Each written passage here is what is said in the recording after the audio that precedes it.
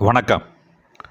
மக்கள் சிந்தனை பேரவையின் தஞ்சாவூர் நகர வாசகர் வட்டத்தின் சார்பில் மக்கள் சிந்தனை பேரவையின் மாநில துணைத் தலைவர் பேராசிரியர் கோ விஜயராமலிங்கம் ஐயா, மக்கள் சிந்தனை பேரவையின் மாநில செயற்குழு உறுப்பினர் திரு க அன்பழகன் ஆகியோரின் முயற்சியால் கடந்த 8/2/2025 சனிக்கிழமை மாலை தஞ்சாவூர் தெற்கு வீதி ஜவுளி செட்டி தெரு அனைத்திந்திய வங்கி ஊழியர் சங்க கட்டடத்தில் நூல் ஆய்வரங்கம் நடைபெற்றது.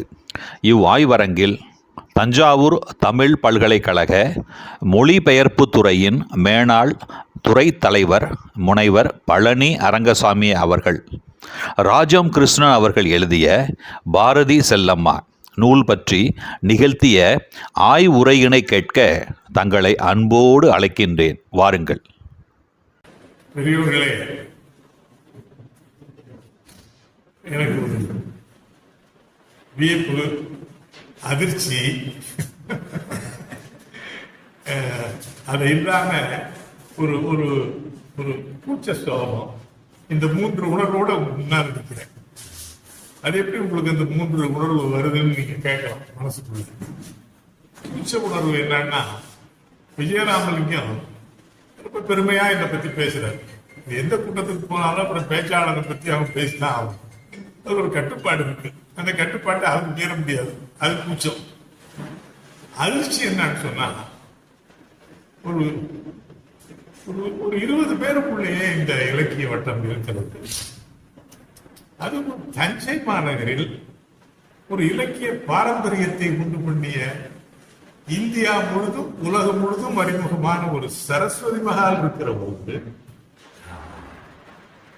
இந்த சரஸ்வதி மஹாலுடைய புத்தகத்தை ஐரோப்பாவில் இருந்து வந்து பார்க்கிறான், அதை போட்டோ எடுத்துக்கலாம், சரபோஜி மன்னனை பத்தி உள்ள விவரங்களை குறிச்சுக்கிட்டு அவன் போறான். இது ஒரு உண்மை. அது இல்லாம நம்மகிட்ட தமிழ் பல்கலைக்கழகம்னு ஒன்று இருக்கு. இப்படி ஒரு கரந்தை தமிழ் சங்கம் 1909 இருக்கு. இது எல்லாம் தமிழ் சங்கங்கள்லாம் இருக்கிற ஒரு நகரத்துல எங்கோ ஒரு மூலையில அவன் தாமஸ் ஹார்டி என்ற நாவல் உனக்கு தலைமை கொடுத்தான், ஃபார் ஃப்ரம் த மேடிங் கிரவுட். அது மாதிரி அது சொன்னது நோக்கம் வேற. அது மாதிரி ஒரு 20 பேரே பார்த்துருக்கு. இது ஒரு அதிர்ச்சி. ஆச்சரியம் என்னன்னு கேட்கணுங்கன்னா, இந்த கூட்டத்துக்குள்ள அநேகமா என் வயசு ஒத்து வந்துருப்பீங்க போட்டுருக்குல்ல. இது ரொம்ப இளைஞர்களை காணும். ஏன் சார் காணாம்னு நீங்க நினைக்கலாம். இளைஞர்கள்லாம் என்னன்னா, ஒண்ணு முழுநீள கலர் படத்தை பார்க்க போயிடுறான், இல்லைன்னா அரசியல்வாதிகள் கூட்டம் போடுறது பார்க்கலாம். எவன் அதிகமா சத்தம் போடுறானோ அவனுக்கு போய் கூடுது கூட்டம். அந்த அளவு சத்தம் நம்மளால எல்லாம் போட முடியாது. இதை சொல்லும் பொழுது நான் ஒரு அரசியல்வாதியை நீங்க நினைக்கிறாருங்க. நான் ஒரு பேராசிரியர். பேராசிரியர் என்பது என் பதவியை சொல்கிறேனே ஒழிய, நான் மிகப்பெரிய மனிதன் என்று சொல்வதற்காக அந்த பேர் என்பதை கூட்டிக்கொள்ளது. ஆசிரியர். ஆசிரியர். இன்னும் சொல்ல போனால் இன்னும் ஒரு மாணவன். 1901 ஆக்ஸ்போர்ட் யூனிவர்சிட்டி பிரஸ்ல தன்னுடைய பிணத்தை புதைப்பதற்கு முன்னால் திருவாசகத்தை மொழிபெயர்த்த ஜியு போப் அங்கே என்ன சொன்னார் என்றால், என்னுடைய கல்லறையில் காலம் சென்ற தமிழ் மாணவன் என்று எழுத என்று சொன்னார். ஜியு போப்பே மாணவன் என்று சொல்லும் பொழுது என்னை பேராசிரியர் என்று சொல்லிக் கொள்வது பெருமையாக இருக்க. ஒரு இலக்கிய மாணவன். நம்முடைய நோக்கம் இங்கே கருத்தை பரவும். அதுதான் முக்கியம். கருத்தை பரவும். கூட்டத்தை பத்தி நம்ம கவலைப்பட வேண்டிய அவசியம் இல்லை. இருக்கிறவர்களுக்கு இங்க இது புத்தகத்தை நான் எடுத்து சொல்ல, விஜயராமலிங்கம் அந்த புத்தகத்தை கொடுத்தாரு. 600 பக்கம் உள்ள புத்தகம். அது எப்பவுமே வருஷை புத்தகத்தை படிக்கிற மாதிரி நான் படிச்சேன். என்ன ரிவ்யூ பண்றதுக்கு நினைச்சபடி ஏதோ மேலோட்டம் அப்படி இப்படி பார்த்துட்டு பண்ணக்கூடாது. 10 பேர் வந்தாலும் 5 பேர் வந்தாலும் 100 பேர் வந்தாலும் அந்த நூலுடைய கருத்தை எல்லாராலையும் எல்லா நேரத்திலையும் எல்லா பொருள்களையும் படிக்க முடியாதே. பல பேர் நீங்க பல இடங்கள்ல இருக்கிறீங்க, ஓய்வு பெற்றவர்கள், பணியாற்றுறவர்கள் தான். அதனால ஒரு பரவலான ஒரு கருத்தை சொல்லணுங்கிறதுக்காக மெனக்கெட்டு என்னுடைய எழுத்து பணிகள் எல்லாம் கொஞ்சம் ஒதுக்கி வச்சுட்டு 600 பக்கத்தையும் படிச்சேங்கிறத விஜயராமன் கிட்ட சொல்லிட்டேன், குறிச்சு வச்சிருக்கேன். ஒரு ரிவ்யூ எழுதலாம் அந்த அளவுக்கு படிச்சுட்டேன். அதுல முதல்ல சொல்லணும்னா ஆட்டோபயோகிராபி, தன் வரலாறு, இன்னொன்னு வரலாறு, இன்னொன்னு தன் வரலாறுலயே ஒரு வரலாறு இருக்கு. ஆட்டோபயோகிராபி தன் வரலாறுக்கு என்ன வரலாறுன்னா, தன் வரலாறுக்கு ஒரு பெரிய வரலாறு இருக்கு. அது என்ன வரலாறுன்னா, வரலாறு இல்லைங்கிறது தான் வரலாறு. தன் வரலாறு யாரும் எழுதுறதே இல்லை. யார் எழுதுறது? தன்னை வியந்து தற்கலும் தாழ்வின்றி கொன்னே வெகுளி பெருக்கலும் தவிர்க்க வேண்டும் அப்படிங்கிறது ஒரு மேலோர் சொன்னது. தன்னை வியந்து தற்கலும் தாழ்வின்றி கொன்னே வெகுளி பெருக்கலும் அதை தவிர அப்படி நம்முடைய நீதி நூல்கள் அதை தான் சொல்லுது. அதனால நம்ம ஆட்கள்லாம் ரொம்ப பேரு ஏறத்தாழ 12ஆம் நூற்றாண்டு வரைக்கும் ஒரு ஆசிரியர் கூட தன்னை பத்தி சொல்லிக்கிறேன். அப்ப எப்படி யாரு எழுதுனான்னு தெரியறது அப்படின்னு ஒரு சிந்தனை யாருக்கும் வந்துருச்சு. அவர் என்ன பண்ணாரு, ஒருத்தரை கூப்பிட்டு, நான் எழுதியிருக்கேனப்பா, புத்தகத்தை உன் கையில கொடுக்குறேன், புஸ்தகம் இல்லை ஓலைச்சோடி உன்கிட்ட கொடுக்குறேன், நீ அதை பத்தி சிறப்பு பாயுதம் எழுது, பாயுதம் எழுதி கொடுக்க. ஒரு பாட்டை சேர்த்துட்டாங்க, இவர் என்ன இவர் இதை பத்தி எழுதியிருக்காருன்னு பாயுதம். அதான் சார் ஆட்டோபயோகிராபியினுடைய தொடக்க நிலை. அதுக்கு அடுத்து அந்த கூச்ச நாச்சம் இருக்குங்கிறத ஒரு இலக்கிய ஆசிரியர், இலக்கண ஆசிரியர் உணர்ந்தார். அவன் சொன்னா, உன்னை பத்தி சொல்லிக்கிறது தப்பு இல்லப்பா, உன்னை பத்தி யார் சொல்லுவா, உன் புத்தகம் பேசும், ஆனாலும் பிறன் ஒருவனோ அல்லது நீயோ உன்னுடைய ஏற்றத்தாழ்வுகள், மேடு பள்ளங்கள், உயரங்கள், உயர்ச்சிகள் எல்லாத்தையும் நீதான் சொல்லணும். மனுடை மன்றத்து ஒலை தூக்கி சொன்னான். நான் சொல்றது 12ஆம் நூற்றாண்டுல பவனந்தி முனிவர் சொன்னான். முனிவர்கள் சொல்லலாம். நீங்க மேல படிச்சு மேல பாத்தீங்கன்னா முனிவர்கள் தான் சொன்னான்.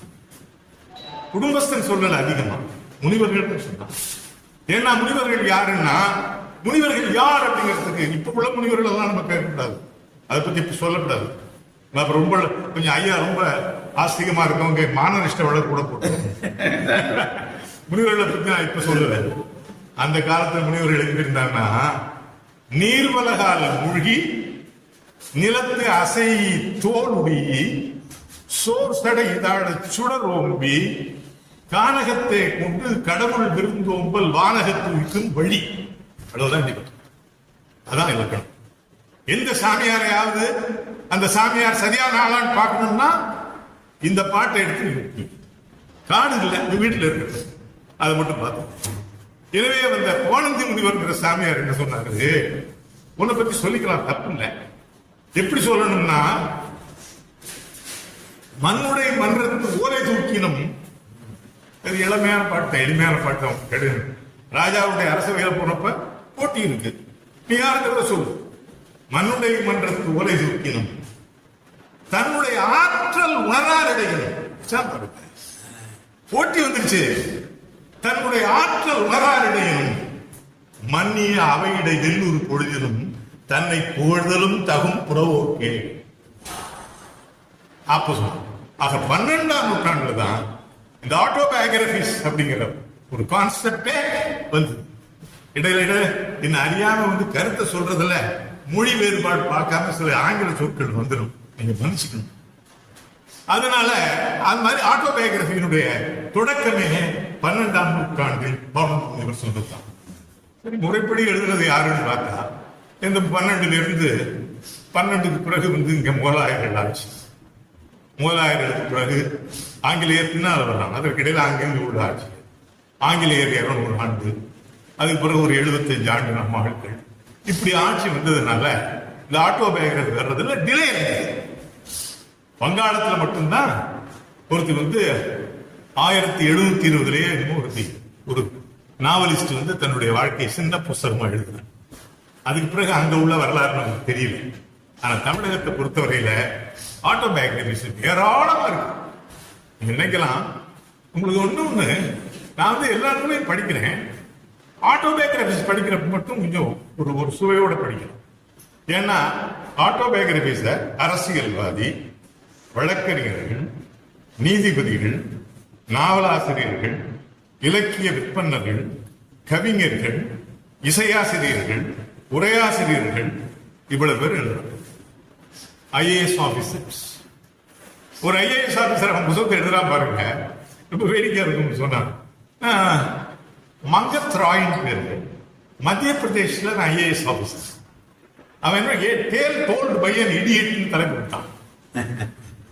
எனக்கு எப்படி இருக்கிறாங்க டேல் டோல்டு பை அன் இடியட்னு அவன் ஆட்டோபயோகிராபிக்கு அவன் தலைப்பு கொடுக்குறான். அது என்னன்னா அருமையானது. It is a quotation from Shakespeare. Life is a walking shadow, a tale told by an idiot, full of sound and fury, signifying nothing. காயமே இது பொய்யடா, காற்றடைத்த பையடா, மாயனார் கோய்வன் செய்த மண்ணு பாண்டு ஓடு அப்படின்னு சொன்னோம். A tale told by an idiot சொன்னோம். இது ஒரு உங்களுக்கு எல்லாம் இந்தியன் எக்ஸ்பிரஸ் வந்து இப்ப கொஞ்சம் அடங்கி போச்சு. கோயங்கா மறைவுக்கு பிறகு இந்தியன் எக்ஸ்பிரஸ் தூங்குது நடக்குதானா? அந்த அந்த இந்தியன் எக்ஸ்பிரஸ்க்கு ஆதரவாக இருந்தாங்க ஆங்கிலோ இந்தியன் பிராங்க் மொரேஸ். அந்த பிராங்க் மொரேஸுடைய பையன் டான் மொரேஸ். அந்த டான் மொரேஸ் ஒரு புக் எழுதுறான், autobiography, story of my father's son. தலை சுத்துது. அவன் சொல்றாங்க story of my father's son அப்படின்னு அர்த்தம். அவன் அப்படி தலைப்பு கொடுத்தான். அந்த மாதிரி ஆட்டோபயோகிராபி ரொம்ப இன்ட்ரெஸ்டிங்கா இருக்கும். இன்னும் ரொம்ப இன்ட்ரெஸ்டிங்கா ஒன்று இருக்கு. சேஷன் டிஎன் சேஷன் இருந்தார், பாலகாட் ஐயர், மதுரையில கலெக்டரா இருந்தார். நான் மதுரை யூனிவர்சிட்டியில இங்கிலீஷ் டிபார்ட்மெண்ட்ல இருக்கிறேன். அவர் எலெக்ஷன் கமிஷனரா போனார். இவர் தொல்லை பொறுக்க முடியாம இன்னும் 2 எலெக்ஷன் கமிஷனரையும் போட்டான். இவர்கிட்ட கொஞ்சம் புடுங்கணும். அந்த 2 பேரையும் கண்ணுல விரலிட்டு ஆக்கிட்டாரு. இவருக்கு பேரே டெல்லி பத்திரிகையாளர்கள்லாம் அவர் சேஷன் இல்லைங்க, அவர் அல்சேஷன். இது பத்திரிகைலாம் வந்தது. இதுல வேடிக்கை என்னன்னா அவருடைய ஆட்டோபயோகிராபியில கடைசி சாப்டர்ல இதையே அவரே சொல்றாரு. தன்னை பத்தி, அதாவது ஆட்டோபயோகிராபி தான் அது வருது. அது மாதிரி ஆட்டோபயோகிராபிஸ்க்கு ஒரு தனி மரியாதை இருக்குது. அது நிறைய குறிப்புகள் இருக்குது. அதுக்கு டைம் எல்லாம் நமக்கு இல்லை, இது தனியாவே பேசணும். அது வந்து நம்முடைய கலைஞர் 6 வால்யூம் எழுதியிருக்கு. கலைஞர் அதாவது ஒரு உழைப்பினால் உயர்ந்தவன். கலைஞருடைய நடத்த இடத்த அதெல்லாம் பேச வேண்டாம், அது பேசக்கூடாது. அரசியல் அவர் செய்யறது அல்ல, சர்க்காரியா கமிஷன் எல்லாம் நினைக்கப்படாது. ஆனால் ஒரு எழுத்தாளங்கிற முறையில Karunanidhi is on the top of Himalayas. ஒருத்தர் மறுக்க முடியாது. 6 வால்யூம் எழுதிட்டார். பல்கலைக்கழக பேராசிரியர்கள் ஸ்ட்ரைக் பண்ணுகிறார்கள், பணி பாற்றுவோம் என்கிறார்கள், கடமையை செய்வதை விட உரிமையை கோருகிறார்கள். ஒரு சாதாரண எஸ்எல்சி படிச்சவன் நினைக்க முடியுமா? 6 வால்யூம் எழுதியிருக்கிறார். அது ஆட்டோபயோகிராபி. அது ஆட்டோபயோகிராபி நெருஞ்சிக்கு வால்யூம். நிறைய போலீஸ் அதிகாரிகள்லாம் எழுதியிருக்காங்க. அதுல ஒரு போலீஸ் அதிகாரி வடநாட்டில் இருக்கிறான், அக்னிகோத்ரின்னு பேரு. சொல்றான், அடிச்சு வாக்குமூலம் வாங்குறான் அந்த போலீஸ்காரன், அது செய்யப்படாது. அவன் சொல்ல மாட்டேங்கிறான், பொய் சொல்றான். என்ன அக்னிகோத்ரி என்ன சொல்றான்னா, கொண்டாந்து அந்த குற்றவாளியை ரூம்ல வச்சுக்க, இவனுக்கு சுத்தமா தெரியாம இன்னொரு பையனை கொண்டுட்டு வந்து அடுத்த ரூம்ல வையி, அடுத்த ரூம்ல அவனை சித்திரவதை பண்ற மாதிரி அவன் சத்தம் போட பண்ணு, அந்த நாடகத்துல இவன் பயப்படுவான். அப்ப நீ அவன்கிட்ட வாங்கணும். உண்மைதான், நான் சொல்றது உண்மை. அதுல அது வெற்றியாகுமா என்னங்கிறது. அவன் மனிதனை அடிக்காத, அவனை அடிச்சு சித்திரவதை பண்ணாரு. சித்திரவதை பண்ணி கொண்டு விடுறானே. இன்னும் சாத்தான் கூட நடக்கிறது என்னன்னு தெரியலையே, முடிவு என்னாச்சுன்னு தெரியலையே. அதனால அக்னிகோத்ரி சொல்றான், அவன் அடிக்காத, அவன் தப்பு செய்யறான், ஏழ்மையினால தப்பு செய்யறான், விரோதத்தினால தப்பு செய்யறான். அவனை என்ன நீ பண்ணணும்னா, அவனை ரூம்ல வச்சுக்க, இன்னொரு ரூம்ல பக்கத்து ரூம்ல நல்லா கேட்கிற மாதிரி சித்திரவதை பண்ணும் பொழுது ஒருத்தன் எப்படி சத்தம் போட்டு அழுகுவானோ அது மாதிரி ஒரு பெயரை ரெடி பண்ணு, அது கேடு, இதாண்டா உனக்கு நடக்குன்னு சொல்லு, 3/4 உனக்கு வெற்றி கிடைச்சிடும். அங்கு வந்து அக்னிகோத்ரியுடைய ஆட்டோபயோகிராபி அவன் சொல்லிக்கிட்டே போறான். விஜயராமலிங்கத்துக்கு ஒரு பெரிய கலக்கம் என்னன்னா, இன்னும் ராஜகிருஷ்ணனை பத்தி பேச கூப்பிட்டுருக்கிறோம், இவரு ஆட்டோபயோகிராபி பத்தி சொல்லிட்டு இருக்காங்க அப்படின்னு. அதனால நம்ம அம்மா ராஜம் கிருஷ்ணன் என்ன பண்ணியிருக்காங்க, ஆட்டோபயோகிராபி அப்படிங்கிறத. பாரதியை பத்தி ஆட்டோபயோகிராபி இல்லை. பாரதியை பத்தி எவ்வளவோ உயர்ந்த எண்ணங்கள் இருந்தாலும் பாவம் என்று மனிதன் கஷ்டப்பட்டது ரொம்ப, இந்த மாதிரி கஷ்டப்பட்டவங்க குறை. அதை படுத்தா தூங்க முடியாது. யாருக்கு விரோதம்? அவர் 15 வயசு வரைக்கும் அவர் ஊர்ல நல்ல சௌரியமா சின்னசாமி ஐயர், லட்சுமி அம்மாள் ஒரு பிள்ளைய பள்ளிக்கூடத்துக்கு அனுப்பிச்சு ஹிந்து காலேஜில் போய் படிச்சுட்டு வர்றாரு. ஹிந்து காலேஜ் ஹை ஸ்கூல் தான். 15 வயசு ஆயிடுச்சு. 15 வயசு ஆன உடனே அவங்க அத்தை என்ன பண்றா, பனாரஸுக்கு கூட்டிட்டு போறேன் வாடாங்க, ரெடி ஆகுறாரு. அவர் ரெடி ஆகிறதுக்கு காரணம் என்னன்னாக்க, நீ படிக்கிறதுங்கிறது ஒரு பக்கம் இருக்கட்டும், குடும்பஸ்தான் ஆயிட்டேன். 14-15 வயசு குடும்பஸ்தான் ஆயிட்டே. நீ யாருமா? பொண்ணு செல்லம்மாள். என்ன வயசு? 5 வயசு. 5 வயசு செல்லம்மாள 15 வயசு ஹைஸ்கூல் பையன் பாரதிக்கு கட்டி வச்சுட்டான் சின்னசாமி ஐயர். அதனால பார்த்தாங்க, குடும்பஸ்தான் ஆயிட்டா, சம்பாதிக்கணும். அப்பா அங்க முனிசிபாலிட்டி கிளார்க் மாதிரி அந்த எட்டயபுரம் ராஜா கிட்ட ஒர்க் பண்றாரு. அப்ப சம்பாதிக்கணும் இல்லையா? ஒண்ணு படிக்கணும், இல்லைன்னா சம்பாதிக்கணும். அத்தை கூட்டிட்டு போகும் பொழுது அப்ப சுப்பிரமணியன் பேரு. ஏண்டா சுப்பு, அத்தி பேரோட நீ பனாரஸ் போறியோ இல்லையோ, அங்க நல்லா படிச்சுட்டு வேலைக்கு சம்பாரிச்சு ஆம்படையாங்கிறத நீ நிரூபிக்கணும்டா. நோக்கு புரியறதா?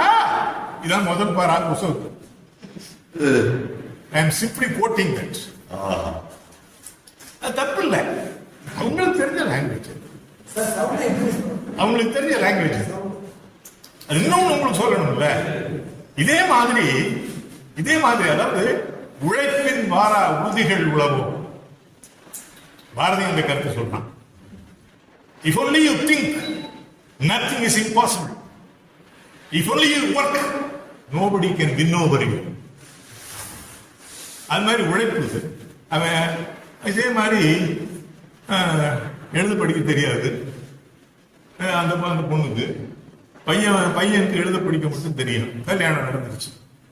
பக்கத்து வீட்டுல குடும்பம் இருக்கு. பக்கத்து வீட்டு அம்மா சொல்லி கொடுக்குறான்.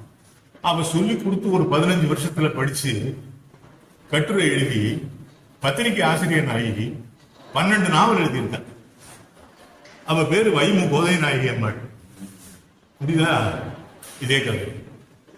பாரதியார் 15 வருஷம் அவர் புறப்பு போறாரு. பனாரஸ் கூட்டிட்டு போறாரு. கோயில்பட்டியில ஏற்றி விடுறாங்க. அந்த கோயில்பட்டி ட்ரெயினர்ஸ் மெட்ராஸ் போகுது. மெட்ராஸ்ல கல்கட்டா போகுது. மெட்ராஸ் போற வழியில கோயில்பட்டியில ஏறுது பேசஞ்சர் ட்ரெயின். அதுலதான் உட்கார்ந்து போறாங்க. அந்த பேசஞ்சர் ட்ரெயின் இந்த ராஜம் கிருஷ்ணன் ரொம்ப அழகா இருக்கு.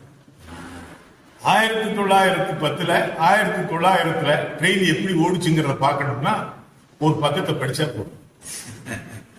அவ்வளவு பிக்சர்ஸ். எழுத்தாளருடைய திறமை என்ன? எழுதுறது தானே. எழுதுகிறோம், எழுதுவதை படிக்கிறான். படிக்கிறவன் எழுதுவனுடைய திறமையை எழுத்திலே பார்க்கிறான். ராஜகிருஷ்ணனுடைய எழுத்தை நீங்கள் படிப்பை பார்க்க வேண்டுமானால், அறிவை ஆற்றலை பார்க்க வேண்டுமானால் புத்தகத்தை படிக்கணும். அந்த கோயில்பட்டியில ட்ரெயின் ஏறும்பொழுது அந்த பேசஞ்சர்ல துணியை போட்டு படுக்கிறது, உட்கார்றது, நகர்ந்துக்கிறது, ஜனங்கள் ஏறுறது, இறங்கி போறது, அதெல்லாம் ரொம்ப அழகா. மதுரையில ட்ரெயின் நிக்குது. ஒரு ஆங்கிலோ இந்தியன் கப்பல் வர்றாங்க. அவங்க ஃபர்ஸ்ட் கிளாஸ்ல போய் ஏறுறாங்க. அது அழகா எழுதுறாங்க. அப்ப அந்த காட்சி சென்னைக்கு போய் சேர்ந்து ஒரு மடத்துல தங்கி இருந்துட்டு மறுநாள் சென்ட்ரல் ஸ்டேஷன் போய் ஏறினாங்க. அந்த ட்ரெயின் டெல்லிக்கு போற ட்ரெயின் ஏறுது. கல்கட்டா போற ட்ரெயின் அது. அதுல ஏறி போறாங்க. ஆந்திரா போகுது, ஒரிசா மாறுது, ஒரிசா மாறி ஹவுரா போகுது, கல்கட்டா போய் சேர்ந்தாச்சு. கல்கட்டாவில இருந்து அடுத்த ட்ரெயின் மாறி பாட்னா, கயா, முகல்சராய், பனாரஸ் போய் சேர்ந்து இறங்கிடுச்சு. அந்த ஒன்று வழியில் எடுத்து உள்ள காட்சிகள் தான் அழகா சொல்லிட்டு இருக்காங்க. பனாரஸ் போன உடனே கிருஷ்ண சிவன்கிறது அவங்க அத்தை புருஷன் பேர். அவர் வீட்டுல தங்குறாரு. அவர் உடனே பையனை கல்லூரியில் சேர்க்கிறார். பனாரஸ் வாழ்க்கையில் பாரதியார் என்கிறவர், பாரதி அப்பவே பட்டம் வந்துருச்சு. எட்டயபுரம் மகாராஜா 11 வயசுல பாரதியின் பட்டம் கொடுக்குறான். கூட்ட நேரத்தில் பாட்டா பேசுறான், இவன் பேசல, இவன் பாட்டா பேசுறான். பாரதிங்கிற பட்டத்தை எட்டயபுரத்து மன்னர் கொடுத்தார். அதனால அங்க இருக்கிற பாரதி காலேஜ் போறான், 16 வயசு. காலேஜ் இருந்தது மேக்சிமம் 5 ஆண்டு தான் பாரதி. அவருடைய வாழ்க்கை தலைகீழாக புரட்டி போட்டு ஒரு பெரிய லட்சியவாதியாக மாபெரும் தேசிய கவிஞனாக மாற்றிய அரும்பெரும் ஆற்றலை பனாரஸில் இருக்குது. அவர் மட்டுமல்ல, அவர் பழகின ஆட்கள் அப்படி ஆட்கள். 35 வயசுல மண்டையை போட்டான். அவன் இந்தி கவிஞன். அவன் பெயர் பரதேந்து சந்திரா, பரதேந்து ஹரிஷ் சந்திரா. ஹிந்தி ரைட்டர். சாகித்ய அகாடமி வெளியீட்டில் அவனுடைய வாழ்க்கை இருந்தது. அவனோட பழகினான். அவன் எப்படி ஆளுனா, பெண்களுக்கு விடுதலை வேண்டும், பால்ய மனத்தை அறவே ஒழிக்க வேண்டும், மத வேறுபாடுகள் காட்டக்கூடாது. இதெல்லாம் அவனுடைய கொள்கை. இந்த மாதிரி கொள்கை இன்னைக்கு நடைமுறையில் நாம் பார்க்கிறோம். ஆனால் அதை சொல்வதற்கு ஒரு ஆற்றல், அதனை நடத்தி காட்டுவதற்கு வேறொரு ஆற்றல், ஆற்றல் ஆற்றல் பரதேந்து ஹரிச்சந்திராட்ட இருந்தது. அவரோட போயிட்டான், பழகினான். பாரதி புது மனிதனாக மாறிவிடுகிறான். அவன் பாலியோவாக கூடாதுன்னு சொல்லும் பொழுது பாரதியவே அது மனசு பத்தி இருக்குமே. 5 வயசு பொண்ணு கல்யாணம் பண்ணிருக்கானே. அதனால என்ன பண்ணிட்டான் பாரதி, அவனுடைய கவிதை அத்தனையும் பெண்களுடைய உரிமை, பெண்களுக்கு உள்ள முக்கியத்துவம், அது எல்லாத்தையும் சொல்றான். அது 5 ஆண்டு தான். பின்னால் அவன் பெரிய தேசிய கவிஞனாக மாற்றது, போராட்டம் பண்ணது, இந்தியா சுதேசத்தின் பத்திரிகையில் இருந்ததெல்லாம் பின்னால் வர நிகழ்ச்சி. அதற்கு உருவாகிய இடம் பனாரஸ், உருவாக்கியவன் பரதேஷ் ஹரிச்சந்திரா, இந்த ஹிந்தி கவிஞர். அதுதான் ரொம்ப முக்கியமானது. அந்த 5 ஆண்டு பாரதி பனாரஸுக்கு போகாம இருந்திருந்தான்னா நாம் நினைக்கிற பாரதி உருவாகி இருக்க மாட்டானோ என்று நான் சந்தேகப்படுகிறேன். அப்படி 5 வருஷம் தான் அவனுக்கு கொடுத்தது. அவனுடைய வாட்டில் கோயில்பட்டி ட்ரெயின் எல்லாம் பார்த்துட்டு அங்க போனா கங்கை கரைக்கு கூட்டிட்டு போய் காட்டுறாங்க. கங்கை கரையை நீங்க ஒரு போட்டோல பார்த்தவங்களுக்கு இந்த புடையோட ஆத்துக்கரையில் இருக்கிற மாதிரி ஒரு உருவம் தான் பார்க்கறது. கங்கை கரையில் எப்படின்னா,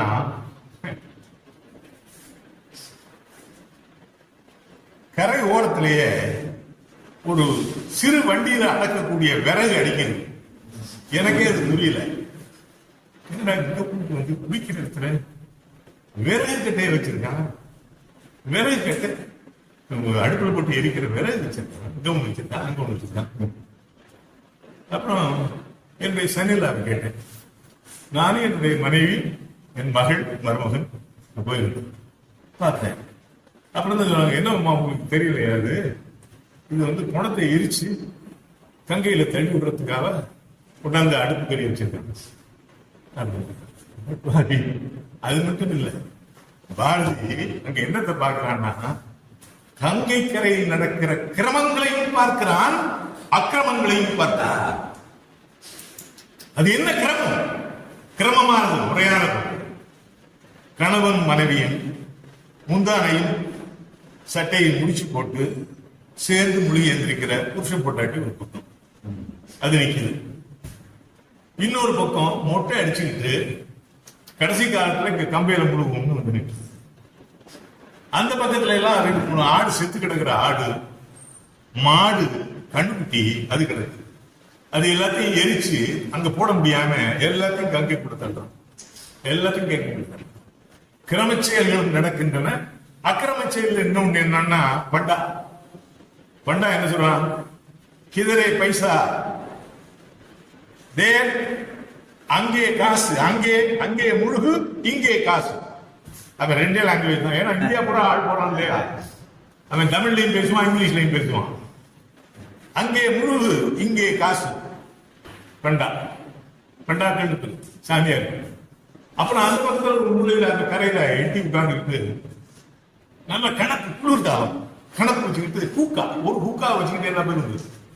ஆக்சுவலா முஸ்லிம்கள்ல தான் அந்த பழக்கம். அவன் இந்து சன்னியாசிகள் அதை செய்யறான். செத்த பணங்களை தூக்கி எறிகிறான். இது இல்லாம இன்னொரு கொடுமை என்னன்னா, ஏராளமான அபலைகள், விதவைகள் அந்த இடத்துல இருந்து வந்து கங்கையில முழுகி சாகணும்னே வந்திருக்கிற பட்டம். இந்த அக்கிரமம் நடக்குது. இது பூரா பாரதி பார்க்கிறான். என்ன கொடுமை, என்ன கொடுமை இதுவென்று பார்த்திருந்தார் அப்படின்னு பாஞ்சாலி சபதத்தில் அவன் பாடுறான். அது மாதிரி அதையும் பாரதி பார்க்கிறான். பார்த்துட்டு அது பாட ஆரம்பிச்சிட்டான். அது மட்டும் இல்ல, அந்த பரதேஷ் ஹரிஷ்சந்திரா இருக்கானே, அந்த அவன் பரதேந்து அவன்கிட்ட பழகிறது இல்லாம அங்க ஒரு சர்மா ஒருத்தர் இருக்காரு. அந்த சர்மா வந்து இவருக்கு பழக்கமாகிறாரு. அந்த பழக்கம் என்னன்னாக்கா,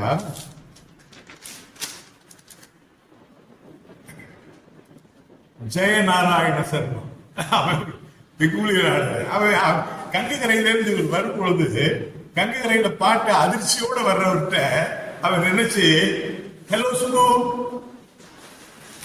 மீசட்டிக்க மாட்டியா நீ கேட்கிறான். இவரு முடிக்கிறாரு. அவன் திரும்ப ஜெயநாராயணன் சர்மா, நார்த் இந்தியன் பிராமின்,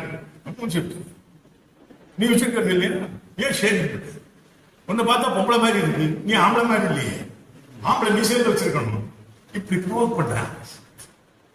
அப்புறம் கொஞ்ச நாள் கழிச்சு ரொம்ப நெருங்கி பழகி கொண்டு போய் கிராப் வெட்டி விட்டுறான். மீசை வைக்க சொல்லி விட்டுறான், வச்சுட்டாரு மீசை. காலேஜில் படிக்கிறார். காலேஜில் படிக்கிறப்ப ஷெல்லி தாசன் பேர் வச்சுக்கிறார். என்ன, ஷெல்லியினுடைய பாடல்கள் மீது ஆங்கில கல்வி.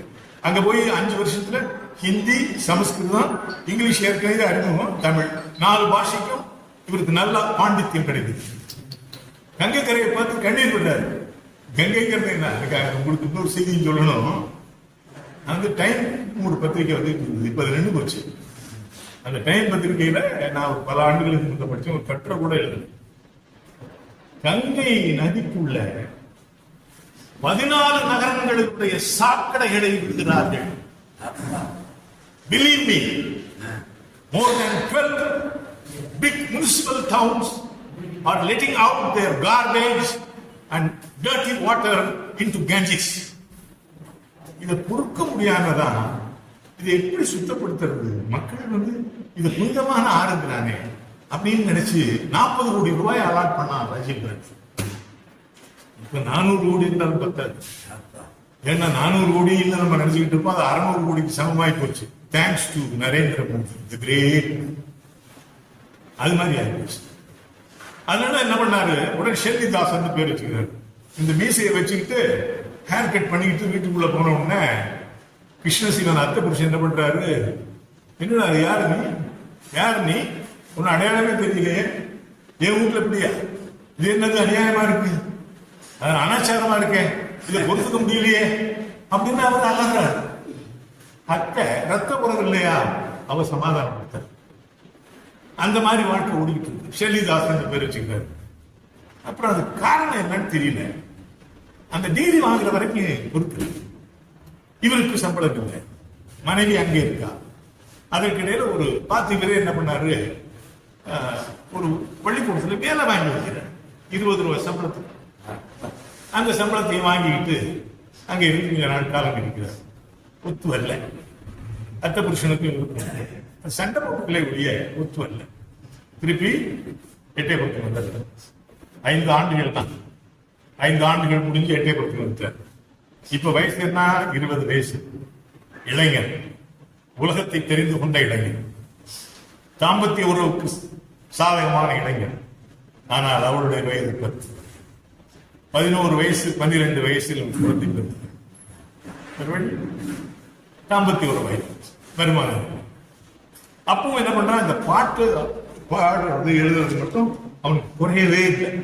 அந்த பெண்களை பத்தி எல்லாம் பாடும்பொழுது, பெண்களை பத்தி எல்லாம் சொல்லும் பொழுதெல்லாம் இவருடைய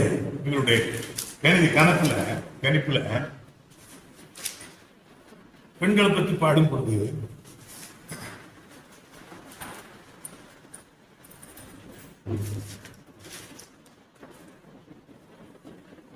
நிமிர்ந்த நன்னடை நேர்கொண்ட பார்வையும், பாருங்க, நிமிர்ந்த நன்னடை நேர்கொண்ட பார்வையும், நிலத்தில் யாருக்கும் அஞ்சாத நெறிகளும், திமிர்ந்த ஞான செருக்கும் இருப்பதா.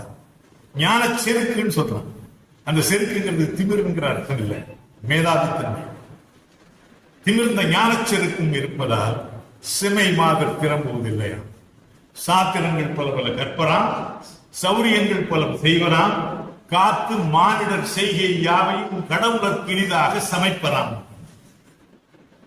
இதை விட கடுமையான பார்த்தீங்கன்னா பெண்களை அடிமைப்படுத்தி வச்சிருக்கிறதும் பாலியல் வளம் பண்றதுக்கும் முட்டாப்பைகளை பெண்ணுக்கு ஞானத்தை வைத்தான் விரைவை வளர்த்து இது ஈசன். மண்ணுக்குள்ளே சில மூடர் அந்த மாதர் அறிவை கெடுத்த. அவளுக்கு அறிவு இருக்கிறா, அறிவை கெடுத்தார்னு சொன்ன என்ன அர்த்தம்? கெடுக்கிறதுன்னா என்ன அர்த்தம்னா இருக்கிறத கெடுக்கிறது தான் கெடுத்தல், இல்லைங்கிறது அறியாமை. இருக்கிறத போய் ஸ்பாயில் பண்றதுக்கு பேர் தான் கெடுத்தல். அவளுக்கு அறிவு இருக்கு, மாதர் அறிவை கெடுத்த. யார் அவர்? மண்ணுக்குள்ளே சில மூடர். எவ்வளவு கடுமையான வார்த்தை! பெண்கள் என்பால் எந்த அளவு ஆற்றலும் அதிகாரமும் இருந்து சொன்ன கருத்தை சொல்லணும். அந்த சட்டங்கள் ஆள்வதும் பட்டங்கள் ஆள்வதும் சட்டங்கள் செய்வதும் பாரினில் பெண்கள் நடத்த வந்தோம். எட்டும் அறிவினில் ஆணுக்கு இங்கே கொண்டு இலக்கில காண என்று கும்மியடி பெண்கள் கும்மியடி. பட்டங்கள் ஆள்வதும் சட்டங்கள் செய்வதும் பாரினில் பெண்கள் நடத்த வந்தோம். எட்டும் அறிவினில் ஆணுக்கு இங்கே பெண் இழப்பில காண என்று கும்மியடி. இந்த பாட்டு பாரதி பாடும் பொழுது பெண்கள்லாம் அடிமையா தான் இருந்தாங்க. கவிஞனுக்கு எப்பவுமே எதிர்காலத்தை கணித்து கவிதையை ஆற்றுகின்ற எழுதுகின்ற ஆற்றல் உண்டு. ஆடுவோமே பண்ணி பாடுவோமே, ஆனந்த சுதந்திரம் அடைந்து விட்டோம் என்று ஆடுவோமே இப்ப பாடுறான். 1947 30 வருஷம் தேடி முன்ன பாடுறான். அந்த மாதிரி பெண்கள் உரிமை பத்தி அப்படி பாடினார் பாருங்க. அந்த மாதிரி பாடிட்டு இங்க இப்ப எட்டயபுரத்துக்கு வந்து சேர்ந்துட்டார். பனாரஸ் வாழ்க்கை ஒரு 5 வருஷம் தான் அந்த வாழ்க்கை. சொல்ல போனா ஏட்டையின் பெண்கள் தொடுவது தீமை என்று எண்ணி இருந்தவர் மாய்ந்து விட்டார். வீட்டுக்குள்ளே பெண்ணை கூட்டி வைப்போம் என்ற நிந்தை மதித்த தரைகள். பெண் படுற கஷ்டம் அவ்வளவையும் கொடுத்துட்டாங்க. அந்த மாதிரி ஒரு ஆற்றல் படைத்தவனாக நிமிர்ந்த நன்னடை, நேர்கொண்ட பார்வை, நிலத்தில் யாருக்கும் அஞ்சாத நெறிகளும் திமிர்ந்த ஞானச்செருக்கும் இருப்பதால் செம்மை மாதர் திறம்புவதில்லை. பெண்களை பற்றி பாட்டு. இது என்னன்னா பெண்களை அடிமையாக வைத்திருக்கிற ஒரு நிகழ்ச்சிக்கு எதிர்ப்பதமாக இவன் பாடுகிறார். அது பாடுறது மட்டும் 11 வயசு 12 வயசுல பாடினதுனால பாரதிங்கிற பட்டத்தை எட்டயபுரம் ஆசாராக இருக்கு. சரி, எட்டயபுரத்தான் சும்மா இருக்க வேண்டியதானே. இவரும் அவரு ஒரு நம்ம வீட்டு அரண்மனை கணக்கு பிள்ளையினுடைய பையன் அப்படின்னு நம்ம செட்டி ஆதரவு கொடுக்குறாரு பாரதியாருடைய திறமையை வச்சு. அதை முடிச்சுட்டு வீட்டுக்கு வர்றாரு.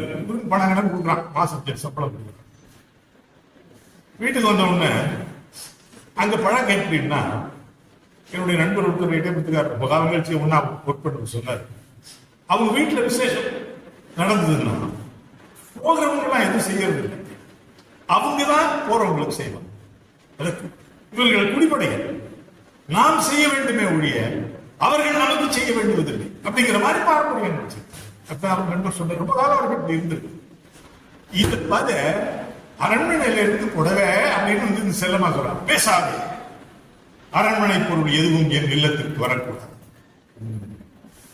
இந்த ராஜா என்ன ராஜாவுக்கு இருந்து ராஜா என்ன குட்டி ராஜா, இவன் சுண்டக்கா ராஜா, இவன் ஒரு பெரிய ராஜா. அவங்கதான் இருக்கான், அவங்கதான் ஆதரவு இருக்கு. இருந்தாலும் மனசுக்குள்ள பிடிக்கல. அதை தாமத்து கூட சொல்றாரு.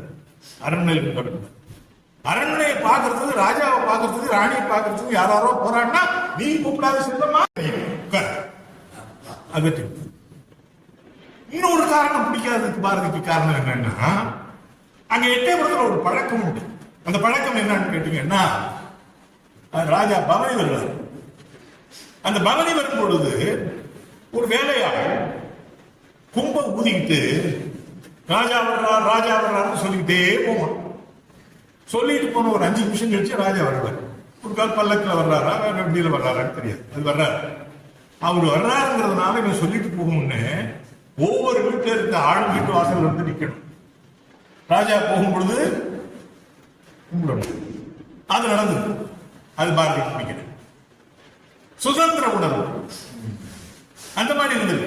அது மட்டும் இல்லை, இன்னொரு பெரிய வேடிக்கை என்னன்னா, அந்த ஏரியாவிலேயே விவசாயம் பண்றவன், அரிசி வாங்குறவன், அரிசி விற்கிறவன், நெல் விற்கிறவன், நெல் வாங்குறவன் மரக்கால் 1, மரக்கால் 2, மரக்கால் 3 அளவு கூட்டிட்டு வர்றான் இல்லையா?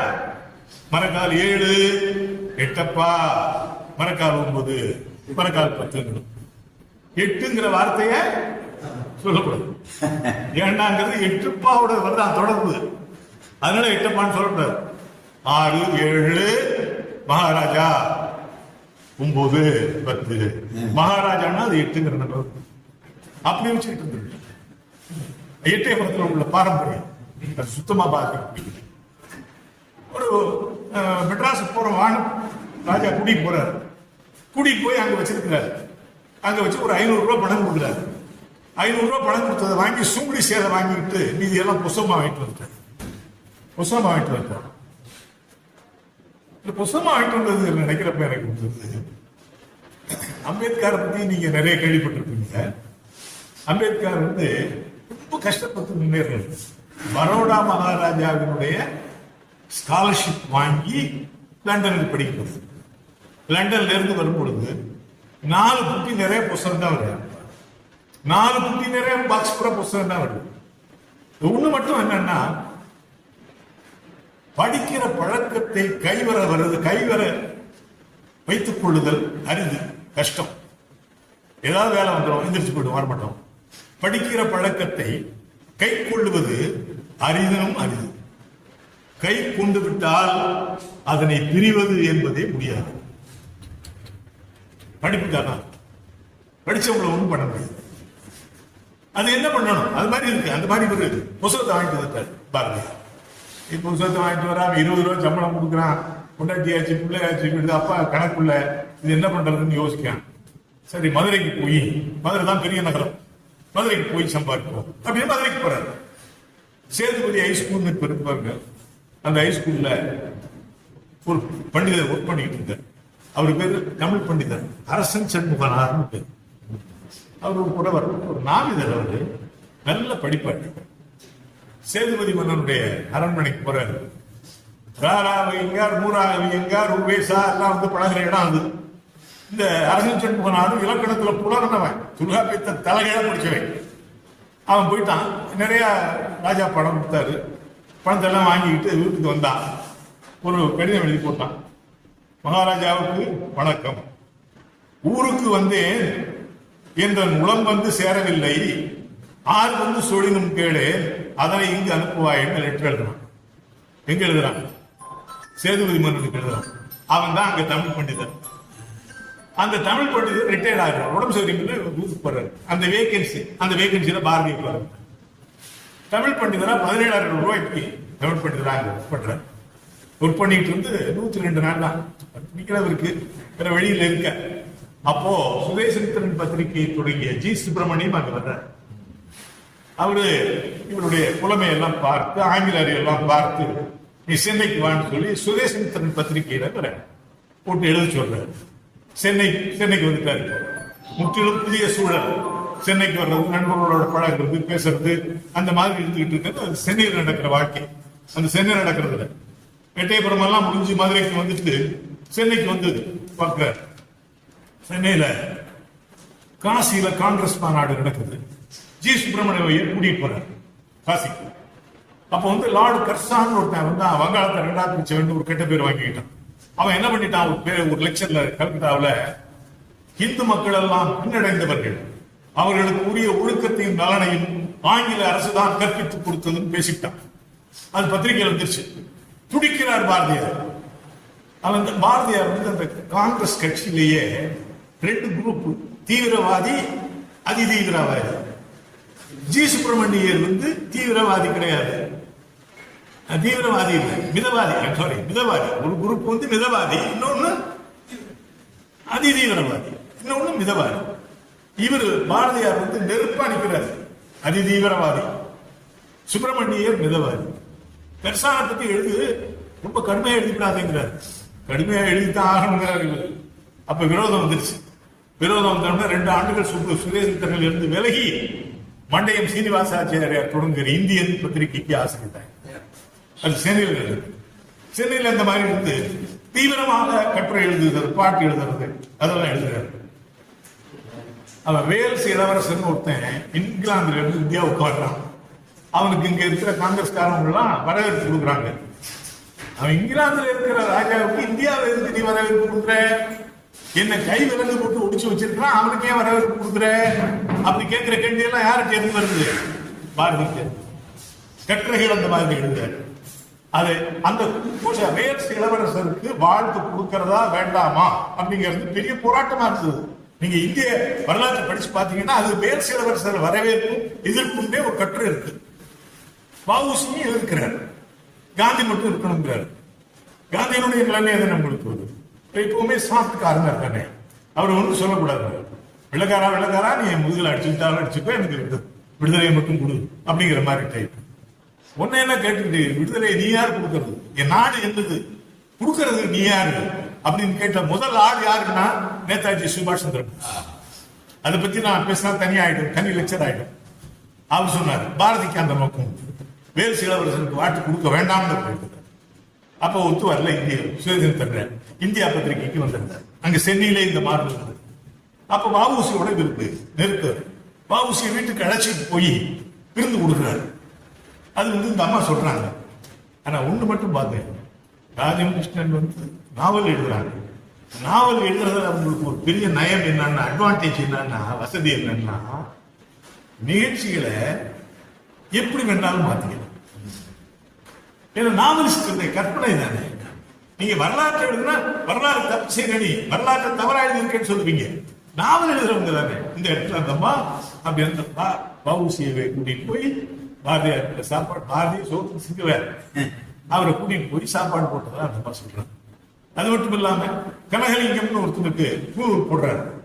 பூணூல் போட்டு ஒரு ஐயங்கார் பையன் நின்றுட்டு, சுப்பிரமணி நீ தான் பூணூல் எடுத்துட்ட, என்னையும் எடுக்க சொல்லிட்ட, அப்புறம் ஏன்டா கனகலிங்கத்துக்கு பூணூல் போடுற அப்படின்னு கேட்கிறான்.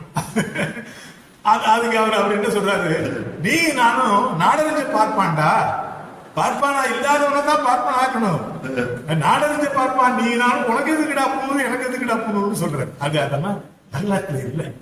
அது இந்த அம்மா சொல்ற கனகலிங்கத்துக்கு பூணூல் போட்டதுதான் செய்தி. அது பிறகு அதே மாதிரி நான் ஏறத்தாழ ஒரு நூலுக்கு உங்களுக்கு சொல்லணும் இல்லையா, ஏன்னா நான் சொல்றதுங்கிறது உறுதிங்கிறது தெரியணும் இல்லையா. ஒரு 320 பக்கத்துல பாரதிதாசனை பத்தி ஆங்கிலத்துல ஒரு நூல் எழுதி இப்ப 2 மாசம் ஆச்சு. அதுல ஒரு சாப்டர் பாரதியார் அண்ட் பாரதிதாசன், அதான் ஒரு சாப்டர். அது ஒரு 20 பக்கத்துல எழுதியிருக்கேன். அதை பற்றி கட்டுரைகள் நிறைய எடுத்திருந்தப்ப பாரதியார் வஉசி அடிபட்டு துவப்பட்டு சென்னையில பிராக்டிஸ் பண்ண உட்கார்ந்துருக்காரு. அவர் வீட்டுக்கு ஒரு சாமியாரை கூட்டிட்டு பாரதியார் போறாரு. அந்த அம்மா சாப்பாடெல்லாம் ரெடி பண்ணி வச்சிருக்கு. சாப்பிட்றதுக்கு முன்னால அந்த சாமியாரை கூட்டிட்டு எட்டி 2 பேரும் லேக்காவும் சாப்பிட்றாங்க. அது வஉசிக்கு தெரியாது. வஉசி எட்டி பார்க்கிறாரு, என்னன்னா இது பூர்ணாதி லேகியம், பேசாத அப்படின்ட்டாரு. உடனே சாப்பிட்டார். வஉசி வீட்டுல தான் பாரதியார் சாப்பிட்டதாக வரலாறு இருக்கிறது. வஉசி பாரதியார் வீட்டுக்கு சென்று சாப்பிட்டார் என்று வரலாறு இருக்கிறார். இது இந்த அம்மா பாரதியாரை பற்றி ஒரு இமேஜ் உருவாக்கணும், அதுக்காக பல நிகழ்ச்சிகளை மாற்றாங்க. அது தப்பு இல்லையான்னு நீங்க கேட்கலாம். ஏன் நான் நாவல் தானே எழுதுறேன் அப்படின்னு சொல்லிடலாம் இல்லையா. அந்த மாதிரி சொல்றாங்க. கனகலிங்கத்துக்கு அதே மாதிரி தான். கனகலிங்கத்துக்கு பூணூல் போட்டு அந்த அம்மா சொல்லுது, கனகலிங்கத்துக்கு பூணூல் போட்டு முடிச்ச உடனே அந்த சேரிக்கே போய் ஒரு 50 பேருக்கு சமபந்தி போஜனம் போட்டார் அப்படின்னு எழுதுறாங்க. உண்மையில் மிகப்பட்ட அது அவங்க தப்புன்னு நான் சொல்லவில்லை. அவங்க எழுதுறது நாவல். அந்த மாதிரி எழுதணுங்கிறதுக்காகவும் பாரதியாருக்கு ஒரு இமேஜ் கொடுக்கணுங்கிறதுக்காகவும் சில கற்பனைகளை சொல்ற. அதே மாதிரி இன்னொரு காட்சிகளையும் கூட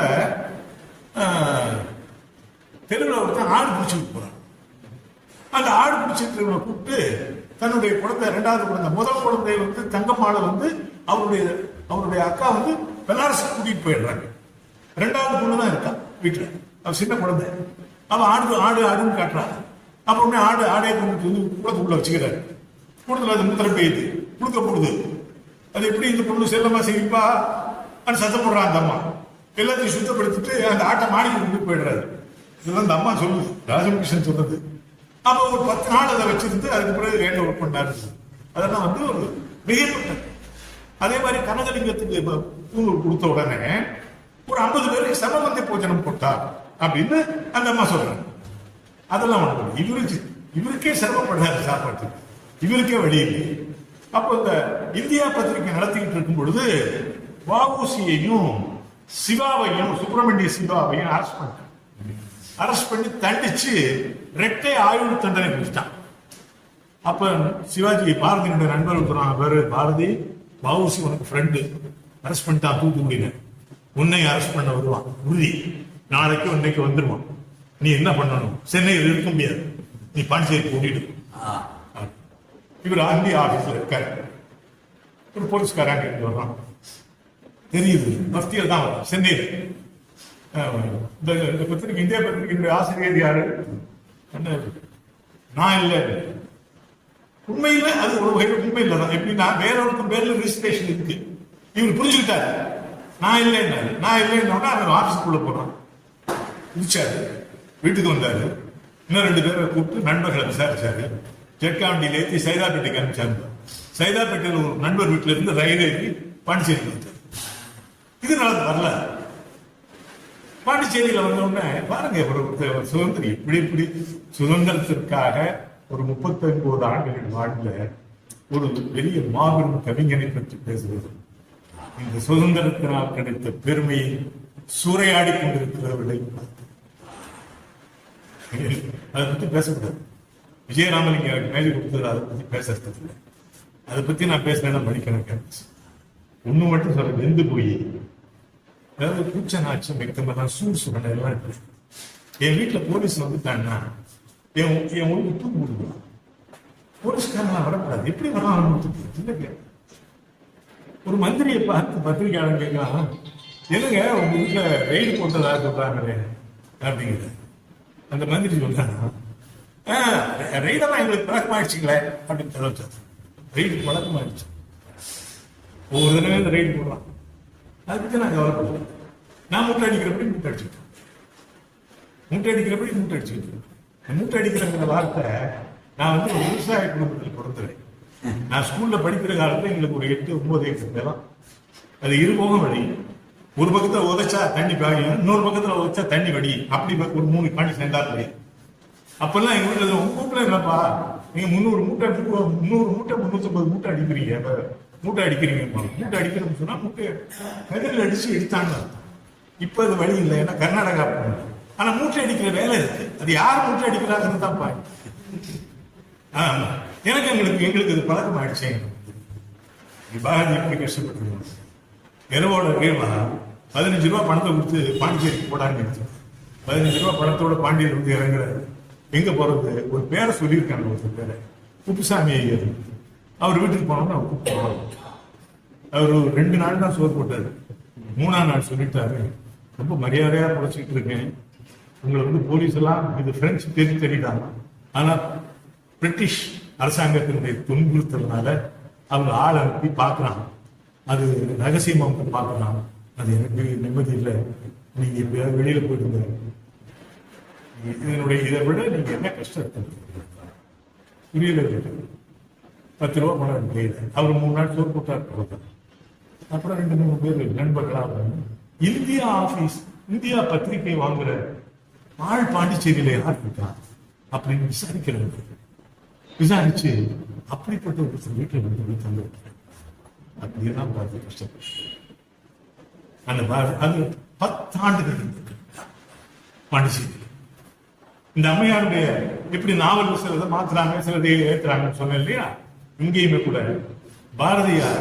பாரதிதாசனை சந்தித்தது ஒரு நிகழ்ச்சி. வேணு நாயக்கருடைய திருமணத்தில் பார்த்தோம். அவர் பாரதியார் பாட்டை இவர் பாடுறாரு பாரதிதாசன். ஆனா பாரதி முன்னால் உட்கார்ந்துருக்கிறது அவருக்கு தெரியாது. யார் இந்த பையன் கேட்கிறான், அவருக்கு 9 வயசு வித்தியாசம். அப்புறம் சொல்றாங்க, கூட்டிட்டு வா நம்ம வீட்டுக்கு, கூட்டிட்டு போறாங்க. கூட்டிட்டு போனோம்னா அதுல 10 ஆண்டுகள் அவங்க பழகிறாங்க. 1920 என்னுடைய நினைவு உனக்கு என்னைக்கு இருக்கணுங்கிறதுக்காக பாரதியார் தன்னுடைய போட்டோவை எடுத்து பாரதிதாசன் கையில கொடுக்கிறார். அந்த போட்டோ இன்னைக்கும் வந்து லேப்டாப்ல போட்டு பாத்தீங்கன்னா வருது. இந்த நான் சொன்ன செய்தியோட வருது அந்த செய்தி. அவ்வளவு நெருங்கி பழகிய பாரதிதாசன் இந்த புத்தகத்தில் 600 பக்க புத்தகத்தில் ஒரு ஒரு பாசிங் ரெஃபரன்ஸ் அந்த மாதிரி ரொம்ப பிடிக்கல. பாரதிதாசனுடைய கொள்கைகள் அதெல்லாம் பிடிக்காம இருக்கலாம். அது மாதிரி பல செய்திகள் அந்த மாதிரி அவங்க படிச்சு ஒரு சுருக்கமா சொல்லணும்னு சொன்னாக்கா ஒரு 4 இடத்துல வந்து அந்த சில இடத்துல 3 இடத்துல மாறி சொல்றாங்க. அந்த இப்ப நான் சொன்ன பாருங்க, அந்த ஆடு கொண்டு வந்து அவருடைய மனைவி விருப்பத்துக்கு மாறாடு அந்த ஆடை கொண்டுட்டு வந்தப்பதான் ஒரு பாட்டு எழுதுறாரு. வண்டி இழுக்கும் நல்ல குதிரை, நல்ல வயலில் உழுது வரும் மாடு, அண்டி பிழைக்கும் நம்மை ஆடு, அதை ஆதரிக்க வேணும்படி பாப்பான்னு பாடுறாரு அப்படின்னு இந்த அம்மா சொல்றாங்க. பாட்டு என்னன்னா அந்த பாட்டை அவர் எழுதியிருக்காரு. அப்படி ஒரு காட்சியை தத்ரூபமா இந்த அம்மா சித்தரிச்சார நாவலுக்குள்ள கொடுத்தாரு. அந்த மாதிரி படப்ப காட்சிகள் அந்த மாதிரி ஒரு 3-4 இருக்கு. பாரதிதாசனோட 10 ஆண்டு காலம் பழகி இருந்தாலும் கூட அந்த கருத்து ஒரே ஒரு 2 ரெஃபரன்ஸ் தான். அது ரொம்ப ஏதோ ஒரு நாட்டம் பட்டிக்காட்டம் வர்ற மாதிரி சொல்லுது. சில இடத்துல கரெக்டா இருக்கு. ஒரு நேரம் புள்ளி புயல், மழை, மிடி, மின்னல் எல்லாம் அடிக்குது. அப்ப என்ன பண்றாரு, வெட்டி பார்க்க முடியல. உடனே வெளியில வந்து பார்த்து யோசிக்கிறாரு. வெடிவெடி மண்டல திடிபல காலம் போட வெறும் வெளியில் இறத்த கடியோடு கூட்டம் பாட பாட்டின் பொருளின் அடிபடி முடியும் கூட அடித்தாடும் நாடும் காடு சங்காளி அன்னை அன்னை நாடச் செய்தாய் என்னை என்னை பாட்டு. உடனே பாட்டு. அதனாலதான் 11 வயசுலயே எட்டயபுர ராஜா பட்டம் கொடுக்குறான். அந்த மாதிரி சில காட்சிகள் தான் இந்த அம்மா சேர்த்திருக்கிறாங்க. அப்புறம் இவருடைய ஆங்கில புலமையை பார்த்துட்டு சர்வமத நோக்கம் இருக்குங்கிறதையும் பார்த்துட்டு ஒரு இங்கிலீஷ் ஜேர்னல் ஒன்று மெட்ராஸ்ல தொடங்குறாங்க.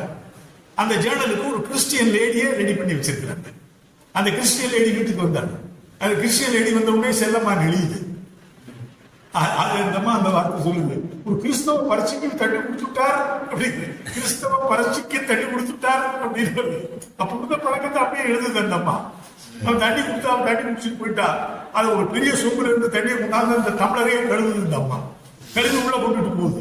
அப்ப உள்ள காட்சியெல்லாம் உள்ள நடப்புகளே சொல்ல. ஆனா பாரதியார் பத்தி கவலைப்படாது. அதெல்லாம் தப்பு, அது மாதிரி செய்யாதே. அதே மாதிரி இவருடைய ஒரு சாவு, ஒரு இறப்பு நடந்த போதும் கூட அவர் பாரதியாரை வந்து அந்த சில சடங்கு நீ செய்யக்கூடாதுன்னு சொல்லி கண்டிக்கிறாங்க. அந்த காட்சியெல்லாம் கூட இது வருது. அந்த மாதிரி சில நிகழ்ச்சிகள். இன்னும் சின்ன நிகழ்ச்சி இது, இங்க வரலாற்றுல இல்லை. இது செல்லம்மாவும் பாரதியார் இருக்கிறப்ப பக்கத்து வீட்டுல ஒரு ஆந்திரா குடும்பம் இருக்கு. அந்த ஆந்திராவில இருந்து ஒரு பட்டுப்புடவை வாங்கிட்டு வந்து அந்த அம்மா வச்சிருக்காங்க. அதை பார்த்துட்டு செல்லம்மாவுக்கு ரொம்ப ஆசை. அந்த பட்டுப்புடவை வாங்கிட்டு வந்து வச்சிருக்கு. அது பணம் கொடுக்கணுமே, நான் தவணையா கூட கொடுத்துக்கலாம்னு அந்த அம்மா சொல்றாங்க. அதனால நான் வாங்கிட்டேன் அப்படின்னு வந்து சொல்றேன். உடனே எந்த புடவை எதுனாரு அண்ணா கொண்டாந்து காட்டுறாங்க. ஓ இல்லவா புடவை அப்படின்னு அந்த பட்டு புடவை பிடிச்சி கிழிச்சு எறிகிறாரு பாருங்க. காரணம் என்னன்னா செலவு பண்ணக்கூடாது, கதர் புடவை தான் கொடுத்தோம், பட்டு புடவை கொடுத்தக்கூடாது, அயல் நாட்டுக்காரன் சில்க் கொடுத்தக்கூடாது அப்படின்னு தடுக்கிறது. மனைவிக்கு இந்த மாதிரி பண்றீங்களே என்று உடனே ஒரு பாட்டு பாடுறாரு. பாட்டு பாடும்பொழுது முகத்தால் கொன்று விடு அப்படின்னு பாடுறாரு. கொன்று விடுன்னு கொன்று விடுங்கிற அப்புறம் நீங்க கொண்டுட்டு போயிட்டா நாங்க என்ன பண்றது அப்படின்னு அந்த அம்மா சொல்றாங்க. உடனே வந்து அப்படியே அந்த அம்மாவை நினைச்சுக்கிட்டு நான் பாட்டு எழுதுவேன், நீ அதெல்லாம் பொறுத்துக்கணும்னு நினைச்சுக்கிறேன் அப்படின்னு சில காட்சிகள்லாம் நல்ல அந்த மாதிரி சில காட்சிகள் இந்த பாரதிதாசனை பத்தி ரெஃபரன்ஸ் கொடுக்குறேங்கிறது உண்டு. அப்புறம் அந்த மாதிரி தான் அப்படி அவருடைய வாழ்க்கை போல ஓடுது. அப்புறம் கடைசி காலத்துல அவர் வந்து பாண்டிச்சேரியிலிருந்து போகும் பொழுது குதிரை வண்டியில போறார். அது பாண்டிச்சேரி பிரெஞ்சு டெரிட்டரி. அது தாண்டி வில்லியனூர்னு ஒரு ஊர் தாண்டி போகும் பொழுது பிரெஞ்சு இங்கிலீஷ் டெரிட்டரி அரெஸ்ட் பண்ணி 25 நாள் ஜெயில வச்சிருக்கோம். இனிமேல் தேசிய கவியாக பாடல் எழுதுவதோ, தேசிய பற்றி பேசுவதோ, வெள்ளை அரசை எதிர்ப்பதோ நான் செய்ய மாட்டேன்னு கையெழுத்து வாங்கிட்டு வர்றான். அதுக்கு பிறகு மெட்ராஸ்க்கு வர்றாரு. இருந்தாலும் அந்த பணிகள் தொடர்ந்து இருக்கு. மயில்தான் அந்த ஒர்க் ஓடிக்கிட்டு இருக்கு. பாரசாரதி கோயில் போயிட்டு வரும் பொழுது யானையை பார்த்து அவருக்கு வந்து யானைக்கெல்லாம் தேங்காய் பழம் எல்லாம் கொடுப்பார். கொடுத்துட்டு கும்பிட்டுட்டு வருவார். அப்படி வரும்பொழுது ஒரு நாள் போயிட்டு வரும்பொழுது அந்த யானைக்கு மதம் பிடிச்சிருக்குங்கிறத தனியா வச்சு அந்த பாகன் கட்டி வச்சிருக்கான். அது வந்து இவருக்கு தெரியல. அப்ப போய் நான் கவிராஜன், நீ கஜராஜன் அப்படின்னு தடவை நமக்கு இழுத்து போட்டோம். 2 கால் இடையில கொடுத்தார். உடனே அந்த மண்டைய சீனிவாச்சாரியர் வெளியே நின்றுட்டு இருந்த உத்தியாந்தி அவன் இந்த மதம் முடிச்ச யானைங்கிறத பத்தி கவலைப்படாம அவரை தூக்கி ஒரு 2 மாத காலம் மருத்துவ சிகிச்சையில் திருவல்லிக்கேணி அவ்வளவு பெரிய மாகவிங்கன இறந்தான்னு சொல்லக்கூடாது இல்லையா, ஒரு அமங்கலம் இல்லையா. எனக்கு அதை கூட ஒரு நினைவு இல்லையா, உங்களோட ஒரு நிமிஷத்துல அதை பகிர்ந்து. லால்குடியில ஒரு லெக்சர் கீவா ஜெகநாதன் தலைமை வகிக்கிறார். நான் அப்ப கல்லூரியில இளைஞர் 40 வருஷத்துக்கு முன்னாடி நடந்தது, 30 வருஷத்துக்கு முன்னாடி கம்பராமாயணத்தில் ஒரு பகுதியில ராமன் இறந்தால் சீதையின் நிலை என்ன என்பதை கம்பன் இவ்வாறு சொல்கிறான். கோட் பண்றேன் கம்பராமாயணத்துல. பேசி முடிச்சு நான் உட்கார்ந்துட்டேன். உடனே கீவா ஜெகநாதன் எந்திரிச்சு நடிக்க ரங்கசாமி எல்லாம் பேசுறாரு வெல்வெல்பா. ஆனா 2-3 தடவை ராமன் இறந்தான்னு சொன்னார். நான் செய்வன் தான், அவரும் செய்வார். நாங்கள் வைணவர் இல்லை, இருந்தாலும் வைணவன் இந்த பேச்சை கேட்டால் கொஞ்சம் கோபப்படுவான், இல்லையானால் சண்டை போடுவான் அப்படின்னாரு. ஏன்னா ராமன் இறந்தான்ங்கிற வார்த்தையை சொல்லக்கூடாது. அதே மாதிரி ராஜகிருஷ்ணன் பாரதியார் இறந்தார் சொல்லி படுக்கையில் இருக்கார்.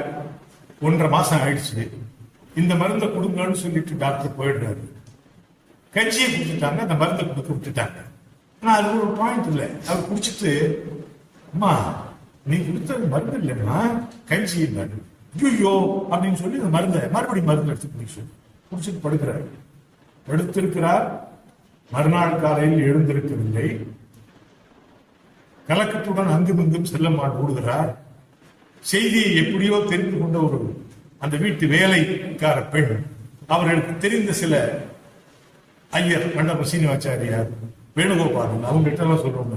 அவங்க அளவு பதறிக்கிட்டு ஓடியாங்க. அதெல்லாம் பதறிக்கிட்டு ஓடி வருகிறார்கள். கையை பிடித்து பார்க்கிறார்கள். கண்ணீர் விட்டு அலறுகிறார்கள். இறந்து விட்டார் சொல்ல அப்படியே சொல்றாங்க. அது ஒரு 7 பக்கம் நிறைய நாவல் எழுத அம்மா அப்படின்னு சொல்லி. அதுக்கு பிறகு கதை தொடருது. அது என்ன கதை தொடருதுன்னா, விதவை தாலி எடுக்கணும். அந்த வீட்டு வாடகை வீட்டுல இருக்காங்கல்ல, அந்த வீட்டுக்காரம்மா ஐயர் என்ன சொல்லிட்டு, ஐயா கை விட்டம்மா, நீ விதவை ஆயிட்ட, எங்க ஆத்துல இருந்து நீ மாங்கல்யத்தை எடுத்துக்கூடாது. நீ எங்காவது போடு, எங்க ஆத்துல இருந்தபடியே மாங்கல்யம் எடுத்துக்கூடாது, அது அவசரம். போ, எங்க போவாங்க. ஒரு 3 நாள் தவம் கிடந்து அங்கேயும் இங்கேயும். கடைசியில பாரதியார் தம்பியே அந்த பெண்ணை நடராஜன் என்கிற ஒரு ஆர்கிடெக்டுக்கு திருமணம் பண்ணி கொடுக்கிறார். அவன் ஐயரா ஐயர் இல்லையா சொல்லல, திருமணம் பண்ணியாச்சு. இன்னும் தாலி எடுக்க முடியல.